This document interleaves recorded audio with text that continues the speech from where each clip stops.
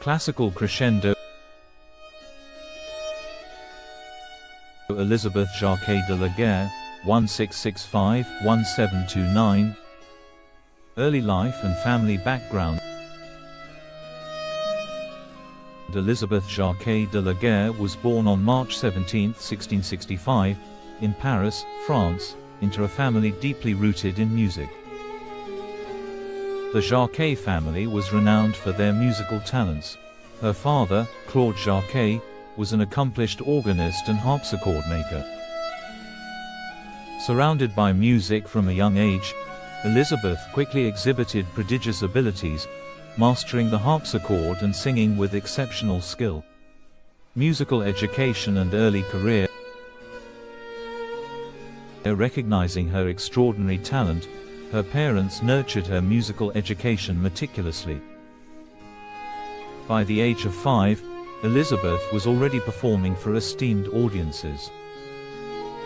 Her reputation as a child prodigy reached the royal court, and she was presented to King Louis XIV. Impressed by her abilities, the king invited her to live at Versailles, where she continued her education under the patronage of Madame de Montespan, one of the king's favorites. Court life and patronage of Louis XIV. Life at court provided Elisabeth with unparalleled opportunities. Surrounded by the finest musicians and composers of the time, she honed her craft and began composing her own works.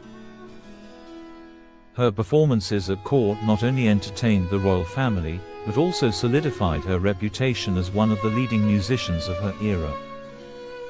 In 1684, she married organist Marin de la Guerre, further cementing her position within the musical elite. Major works and contributions. Elisabeth Jacquet de la Guerre was a pioneering female composer in a male-dominated field. In 1694, she composed Cephalus and Procris, the first opera written by a French woman, which garnered critical acclaim. She published numerous collections of music, including Pieces de Clavecin, harpsichord pieces, in 1687 and Sonates pour le violin et pour le clavecin, sonatas for violin and harpsichord, in 1707. Her compositions were notable for their expressive depth and innovative blending of Italian and French musical styles. Later life and death. Despite personal tragedies, including the loss of her husband and son, Elisabeth continued to compose and teach music.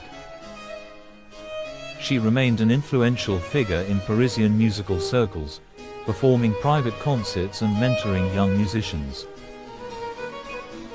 Elisabeth Jacquet de la Guerre passed away on June 27, 1729, leaving behind a legacy of groundbreaking compositions. Legacy and influence. Elisabeth's contributions significantly impacted the Baroque musical landscape. As one of the few celebrated female composers of her time, she broke societal barriers and inspired future generations of women in music.